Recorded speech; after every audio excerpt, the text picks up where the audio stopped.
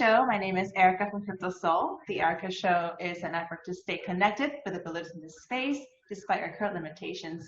Through the Erica Show, we can connect with important builders, like the interview today, in the space. 안녕하세요. 크립토 소울 에리카입니다. 에리카 쇼는 유망한 프로젝트 대표들과 소통하는 기회를 제공하기 위해서 만들게 된 인터뷰 시리즈입니다. 오늘은 솔라나의 공동창업자인 Anatoly Yakovenko님을 모셨습니다. Today, I'm incredibly humbled to welcome today's guest, Anatoly Yakovenko, co-founder of Solana. It's been a while since you last met. How have you been? I am doing well, all things considered, but it's been a crazy year. A lot of good things have happened. A lot of difficult things as well, but it's been good overall. Good. I think personally, it's been a little, it's been a struggle for all of us, but project-wise, I think it's been doing quite well. I mean, I've seen so many news popping up, and it's like so exciting for you. Yeah, we've been working like crazy. I think really for the past 3 years at this point, but it's finally. Especially in the last 6 months, it's been pretty nuts. Yeah, I can see, and I see, the team is consistently building, so that's a great sign. Yeah. Awesome. So regarding the interview questions, the point of the entire interview is to stay connected with the Asian community, and I got a chance to ask the community about if they have any questions for Solana, and I got many questions. So Awesome. It's very meaningful, and I'm going to translate them into English, and then we can start from Perfect. there. Yeah, so that's just a starting question because many non-blockchain people will be watching this as well. Could you give us a short intro of yourself and what you're working on? Sure. So I'm Anatoly. I'm an engineer by trade. I really started my career at Qualcomm, so I was there from 2003 until 2015, really working on operating systems. If you folks out there remember those flip phones, I was one of the early kernel engineers building these systems, making them faster. Mm-hmm. And around 2017 is when I kind of had the idea for Solana, and it came from this realization that a lot of the technologies that we worked on in wireless industry are actually applicable to blockchain as well, especially with regards to optimization and kind of improving the speed and capacity of these networks. So I was able to get some funding and get a lot of my Qualcomm colleagues to join me in 2018 and build Solana. And Solana is actually named after Solana Beach, which is in San Diego, where Qualcomm is headquartered. Oh, that's the story of the Solana. Yeah. Oh, yeah. I thought Sol was, sun. So is it like a sun-related name? Solana. Solana Beach is a very sunny beach, and I believe it's a Spanish word for sunny seaside or something like that. Right. Sol. Awesome. So that's the story. Qualcomm. I used to work in Korea Telecom a while back. Yeah. Yes, I'm kind of used to the telecommunications industry, and so I was like, wow, Qualcomm is such a well-respected company. So you were for a long time, and I heard it affected your I guess philosophy in building Solana in many ways. We'll talk about that later, but yeah, awesome. Sure. So you trickled down to the crypto scene, and so what's your story on how exactly because it's a stable job, I guess, and it's very exciting in a way, but how did you fall into the rabbit hole? How did you jump from just curious. I literally kind of had so I had one of the co-founders and myself, we had this really, really small side project to do deep learning based equipment, but offset the cost of building out these systems with crypto mining. And this is really when I got into it, and I started really, every engineer has been aware of Bitcoin since its inception, I believe, and especially in Ethereum as well. But I never really started kind of going deeper down the rabbit hole until I started thinking about proof of work and kind of its very kind of beautiful and intricate consensus. It is a really remarkable solution. And once I started really going deeper and deeper into this, I had this kind of light bulb eureka moment that there's a way to use the same technique they use in proof of work, but to generate a data structure that represents the passage of time. So this is proof of work, the Bitcoin puzzle gives you a data structure that represents electricity or entropy. You can almost think of it as like, you know, energy, right? Like, and I was trying to figure out, is there another physical constant that we could also kind of generate data for? And I had this like light bulb that went off in my head that you can use the same puzzle, but to generate a clock. And because I spent so much of my time in the wireless industry, and time is such an important kind of first step in optimizations and radio protocols, that light bulb went off in my head. I was like, oh my God, I have it. I know how to scale blockchain. Oh, the time element. That's another important factor. So like Solana itself is well known for its tech, but it's also well known for being a difficult project to understand in terms of the tech. I'm sorry, but it's true. You know, many people struggle to understand like what it is, and it's very intricate, as you just mentioned as well. Could you explain like how Solana works basically, and what is different from other, I guess, blockchains out there? So imagine like the first time people figured out radio, and they put up the first radio towers. And those radio towers started transmitting at the same time over the same frequency, right? Because electromagnetic waves interfere, if two towers transmit at the same time, you get noise. So information can't pass, right? And this is kind of like the foundation. The first optimization anyone ever built is like gave each tower a clock that's synchronized, right? And then they alternate by second or by 100 milliseconds, however well they can make these clocks synchronized. So this was literally the first protocol anyone ever designed. And this thing is called time division multiple access. It's the foundation to 2G and even more fancier things like CDMA, LTE. They all contain this thing. They first shard the network by time. And this is the exact same problem that you have in blockchain consensus. When you have two nodes that produce a block at the same time in proof of work, the network is confused. It doesn't know what state that chain is in. So a very, very simple kind of light bulb that went off in my head was like, oh, you know, if you have a source of time that's outside of consensus, this global reference point, you can actually use the same technique like time division multiple access and then make your network optimized like that. So that is like kind of like the basis core optimization to Solana, is like using the exact same wireless techniques that people use in Qualcomm, people use like in Nokia and like South Korea and the telecoms that are out there. So if that's the case, right? And then why cannot other blockchains like have that? I mean, like, didn't think of that. Why? I'm sorry, but is it because of like your extensive background in telecommunications that you know had this like years of experience in that field? Is that like very unique, or is it prevalent? So we think like after being in blockchain for like 3 years now, I always think from blockchain as my point of view. Everything is starting from here. But reality, like when you talk to like engineers at Google, Microsoft, Facebook, they kind of have heard of it, but they're not like not deep in it. So like it's just like there's still an enormous giant world out there that just isn't working on blockchain yet. There's a bunch of new teams that started working on this, and they're bringing in a lot of old, like kind of more established ideas into optimizations and things like that. I think we were like one of the first ones to come from that angle, kind of radio wireless protocols. So this is, I think, new because the space is new. That's really why. It's like, if you think about it, the PBFT, right, Practical Byzantine Fault Tolerance paper was published in like 99, right? Bitcoin 2008. So the space is like, when you talk about like other computer science problems, they're published in the 40s, the 50s, and have been around since the 60s and 70s. Like, this is just still a new field. This is why it's so exciting.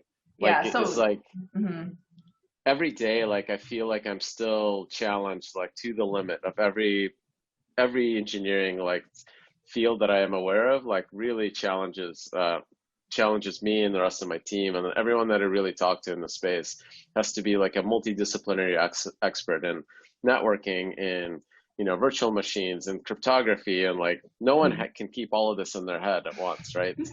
No. Yeah, it's very nascent industry for sure. And I mean, so I guess it cannot really be compared to another layer one blockchain, or can it? Like, do you think there's a competitor in this space yet, or not so much? I mean, in terms of design principles, I think you get in one way you can say we're all kind of solving the same problem, which is the end generals problem. That we're all viable solutions for that. So you can compare all of us on the surface and see which one is better. I think when you go down to the proof of stake route, I would say probably like Cosmos and Tezos, actually, the more traditional PBFT systems are most resemble Solana. We're like a very, very, optimized, you take one of these, take PBFT and give it to like 10 Qualcomm engineers and tell them to make it work. This is what you'll end up with. That's a good analogy. That's a good one. Oh yes. 10 Qualcomm. Are they still working? They're still there, right? The team, like your team is like pretty strong, right? Yeah. Awesome. We're still like just chipping away at the problem. It's getting faster and faster every day, so it's a lot of fun. This is like probably the most fun we've had as a team of engineers since like the Brew days, when we built that like flip phone operating system. Awesome, amazing. Can you clarify like what development stage Solana is currently at? It's been building for some time, but people are curious like what stage in terms of tech or development. Yeah, so we're I mean, we've been live since March. So that's like I think around 160 days. It's processed 30 million blocks and 2.5 billion transactions. So we call this mainnet beta because as you've seen like recently in DeFi, people launch a bunch of code and it gets hacked pretty quickly. Yeah. The beta flag is there as a warning that even though we've done a ton of security audits, we've done like penetration testing, we've done testnet stuff, this is just still new code. Right, it's literally, we launched it this March. People have to understand that this was written like 200,000 lines of Rust, written by engineers that are like drinking a lot of coffee, staying up really late, trying to get this thing out the door as fast as they can. So like the beta tag is there. I think just literally it means like it needs to run for a year without a major catastrophe, and then we'll take the beta tag off. So we're halfway there basically. This is what it's for. But like the network is live, it's functioning. Smart contracts are live. You can go to like break.solana.com, which is an app we built for people to stress test the network with their keyboard. They just smash the keys and see transactions light up. Cool. You can actually try to spam Solana and see that you can't, right? Like we have designed this to be as fast as I think current like physical limits allow. Wow. What's the app name? break.solana.com. Break.solana.com. People, let's break. Just kidding. Because I remember it had 8 key technologies that you stated. Yeah. Among those 8, what are completed, and can you say like half of it, or just? No, like actually almost. So the only thing that we didn't build, we had this design to build a storage network for storing the actual ledger in a decentralized way that we call archivers. The reason why we didn't build it is that in the last 2 years, we've seen like major progress made by like teams like Arweave and Filecoin to actually launch their own storage networks. Yeah. And it doesn't really matter who stores the ledger as long as there's some decentralized mechanism to do so. So we just had a Gitcoin grant that was successfully completed to take the Solana ledger and store it inside Arweave. And the next steps after that is actually implementing a light client for Arweave that would run in the Solana contract that the foundation can fund and simply pay for that ledger to be replicated inside a different decentralized network. So the really cool thing about this is that we can basically focus on what's really important to our customers, which is low latency, high performance smart contracts. And Arweave can focus on what's important to their customers, which is decentralized storage and kind of indexing and Bigtable. And you can think of it as like these early pieces of these really truly decentralized kind of computer parts, right? Like we're almost like the GPU, like the accelerated high performance engine. Yes. Arweave is the storage layer, right? This like very, very cheap and inexpensive way to store public data. And then the interplay between the two is really, really cool, I think, in my mind, because we don't have to solve all the problems, right? We can actually focus on what we do best. Yeah, yeah. So that's probably, I guess, it's not internally built, but you have to have an alternative to make that happen. So I guess that's like a, right? Right, exactly. Yeah. We the space, right? Like all the amazing folks working in crypto, like are solving these problems, and we're lucky that we don't have to solve all of them. But the other 7 innovations are a key to how Solana works. And one of those is proof of history, which is this idea of a source of time before consensus. Another one that folks would probably find interesting is Turbine, which is a way for us to very quickly stream blocks in real time across the network. And this is like, I think, fairly unique to how Solana does this, because it's almost like our block streaming is closer to real-time video streaming or real-time audio streaming than what Bitcoin or Ethereum folks do for block downloading. Cool. Wow. Yeah. So many things happening all at once. I mean, wow, your team has been really busy. I mean, and especially these days, Solana has gained more traction after Project Serum, right? Serum announced it was going to be built on Solana. That was huge news and all over Twitter. Do you think Solana is in a stable state currently to support a project like Project Serum? Because it seems like a pretty big project. It's already live. It's already live. It's running. Is it stable? Is it good? They just did like an IEO on it, and they are over 3 million volume a day. Oh. So like, okay, so yeah, so wow. I don't know if you ever saw my first kind of pitch deck or slide deck. It literally said blockchain at NASDAQ speed, and the core use case is price discovery. Like, what is Solana good at? Like, and I think this is foundational to proof of stake networks, is I believe they're programmable machines for like things that are exchange like you have memory, you have contracts, and everybody in the world is trying to figure out how to extract free money out of this, right? Like if there's some arbitrage opportunity. Yep. And because of that, it forces a price to be discovered on that particular set of knowledge. And we're the fastest, lowest latency version of that. And I fundamentally believe that because of how we're designed, we're actually as fast as news can travel around the world. And if you have a system where price can be discovered as fast as news can travel, it's as good as any other exchange. You're not even actually going to beat it with a high frequency trading system, because all those high frequency trades are only trading in the statistical noise. They don't actually trade on market news anymore. So those systems can exist on top of Solana, but Solana, I believe, can be this like global point of reference for price for like everything out there. And I had a chance to meet Sam from FTX, and like over like about a week's worth of conversations, you know, that were like 3-4 hours long, we kind of mind melded. And he had a similar idea and vision for finance and crypto and how all of these things can interplay. And they just kind of said, you know, like we actually been looking for a chain that could support a spot market. We tried every other chain, and then you guys actually seem to be live, and it works, and it's fast enough. So like in about 4 weeks, they went from knowing nothing about Solana at all to have a live demo of the exchange. Oh. It was like this was like the fastest team I have ever worked with. They're awesome. Yeah, they're so fast. Yeah. Wow. I'm actually interviewing Sam soon. So he'll be. He's an awesome person. I think he's kind of very driven. I'm like I like love working with them because they're just kind of straight to the point and just get things done.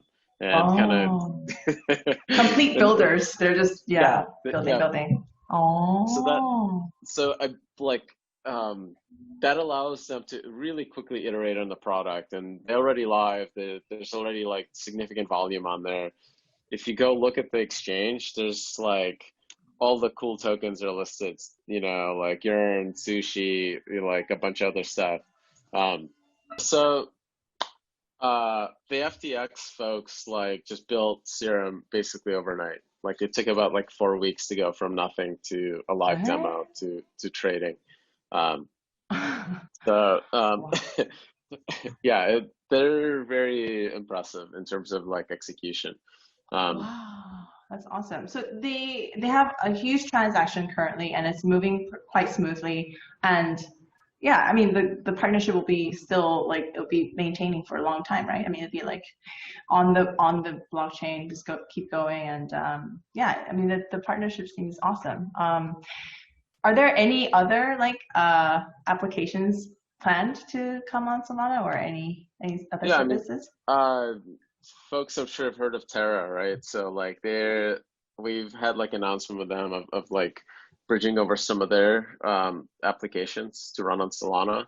And like obviously like one of the benefits of Solana is like this really low latency and high cheap transactions. Yeah. And this is where we have an advantage over, you know, traditional PBFT systems like Cosmos, Tendermint, etc. is like you still have to have like this 5 to 3, you know, best case 3 second kind of wait. But if you go play break to Solana.com, we can literally give you sometimes a sub-second notification. Usually it's like 1.2 seconds, and this is full round trip time for the user.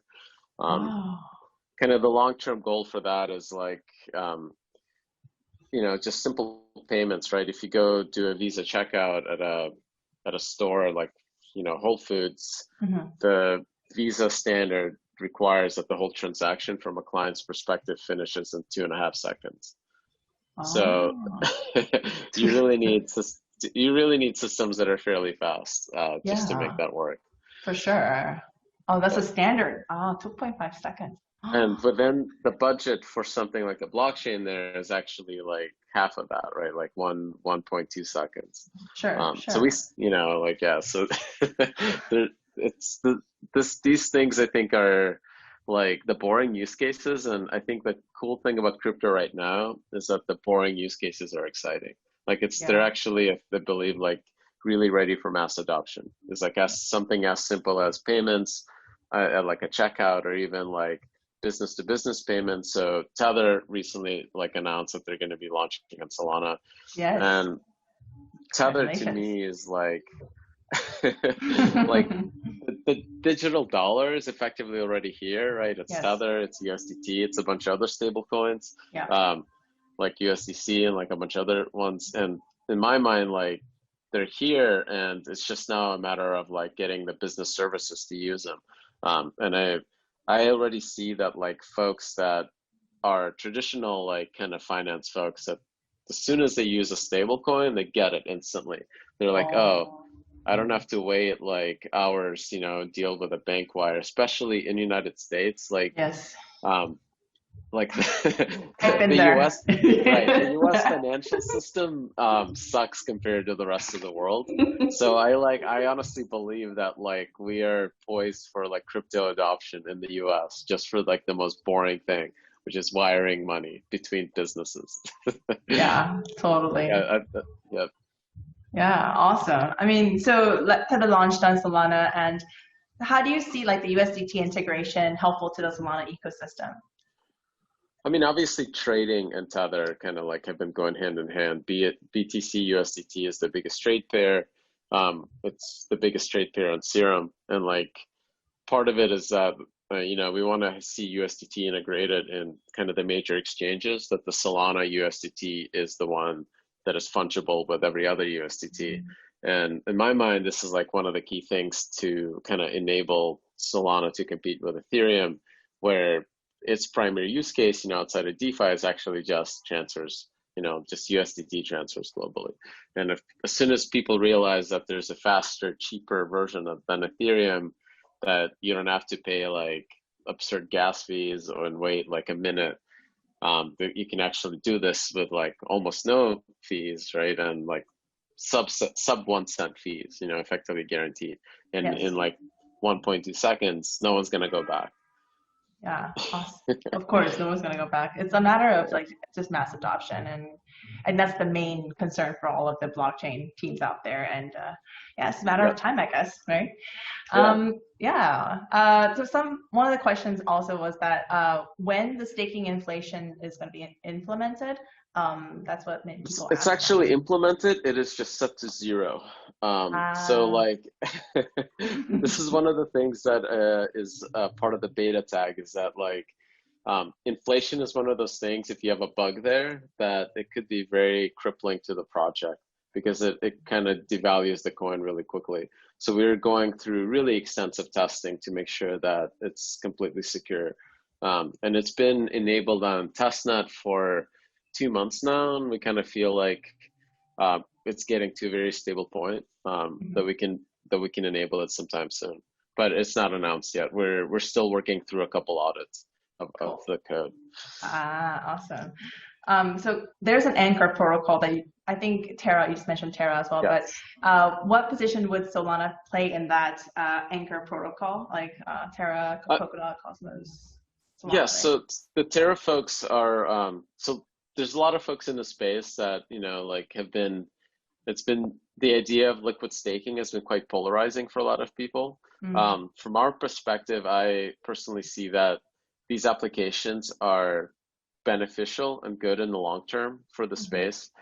So we were really excited to talk to the Terra folks that they're working on liquid staking and combining stakes from different protocols into financial products. In my mind, like, the more you see kind of scalability of capital that's involved in these systems, the more robust and actually financially stronger and more stable they become. So we're really excited to be part of Anchor, and for Solana stakes to be used as collateral in the Anchor kind of protocol. Awesome. Yeah. And other news was that this is popped today, but Solana will be integrated into China's BSN network. Is that true? Can you tell us more on that? That's very exciting. So Congratulations. Thank you. We're super excited to work with the BSN folks. I think they do like a really fantastic job taking these very kind of complicated systems, right, with their own very technology quirks, and building out a very common interface for developers to get started. So we're super, I mean, to me, that's like one of the key parts of this kind of whole global crypto ecosystem, is there are easy on-ramps for devs, for applications, and for financial systems to integrate with. And this is like a really great kind of two-way street for us, because we get to see like what are the standard interfaces and kind of what is expected on the business side, like globally now, because we have things like BSN to kind of like give us common application layers that are needed for businesses that they're interacting with. That's really, and China's BSN plan is like, the network is really active. I think it's actively building. So it's been the talk of the year, basically. There's been many talks about it. So really excited to hear that. And in terms of implementation, hope it goes well. And besides that, what are some biggest upcoming milestones that are coming for Solana this year or later next year? Oh my God. So many. I don't want to like say anything that we haven't announced yet, and I'm like, we have a bunch of really cool stuff in the pipeline. I think we've been focused not only on DeFi, but on bringing out consumer applications, like things that are web-based, because I think this is almost going to be like the next step in adoption. We always see this like kind of cycle of more financial things happening in crypto that kind of create a bull market, and then like more interesting things like CryptoKitties or some more like consumer-based applications coming out. So we've been heavily focused in bringing in a lot of those teams onto Solana. In my mind, like, I think the future is like more boring than finance, like, or maybe more exciting than finance. I think finance is like the exciting thing right now because the numbers are huge. But like, I think the cooler things are like, when you think about the internet in the 90s, no one could have predicted Facebook. No one could have told you that, like I'm going to build a thing on the internet, a website where you can send pictures of your family and cats to your friends, right? And that's going to be worth $1 trillion. No one could have told you that, right? Like, and I think the crypto is really poised to kind of open up these very new, very cool ways for humans to kind of collaborate and work together. We see some of this in governance tokens, in like the memes that you see kind of go from nothing to these absurd numbers, I think are indication of what's to come. And I don't mean from just like the financial number side. I think there's something really amazing and kind of very clever of like these anonymous networks allowing millions of users to quickly coordinate and collaborate and kind of come together like without any friction. I think there's something very powerful there that could really upend like, you know, the advertisement based models that we see with like Google and Facebook and all these other like networks that try to like, you know, effectively steal our data, right? Extract value from us, from our communities. Like I think crypto can be very disruptive there. Yeah, that answer right there was just blockchain 101. Like that's just the core concept of why we're here in the first place in this space, right? Exactly. Yeah. Oh, makes my belief really stronger.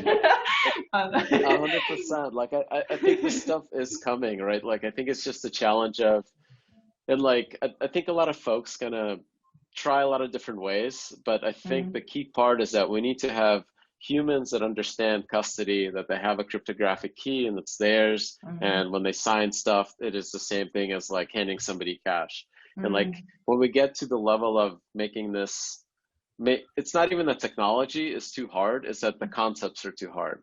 Like my parents could use a ledger if I taught them, but they still don't understand what a cryptographic key is, right? Like, but as soon as they get it, right? Like that's it, right? Like I think as soon as we get to a level to where like my parents can get it and their neighbors, like I think that's kind of like, you know, that's the new world, right? That this we live in, like we've won, right? Yeah, we did it. Oh yeah. I mean, this has been great because like I was checking out the Solana community in Korea, and it seems like it's pretty big. And the teams, there are many people interested in Solana, and I know that Solana has been continuously trying to build a community in Asia and Korea as well. And COVID hit, so it's been a little challenging this year. Are there any plans to tackle the Asian market or this year or next year, if by any means? I mean, through this like, interview, of course, but you know, there's other. Yeah, I mean, we have like an active community like online on Telegram and Kakao, and we engage with folks on Twitter, and like our Discord group has like folks from all over the world. So that's been like a big part of like our push. We've been really lucky to have like known a lot of Asian Cosmos validators, like folks like Node and like a bunch of, and like just the teams there that are in the space have been participating in Solana, I think for over 1.5 years now. So they've been like really amazing to work with.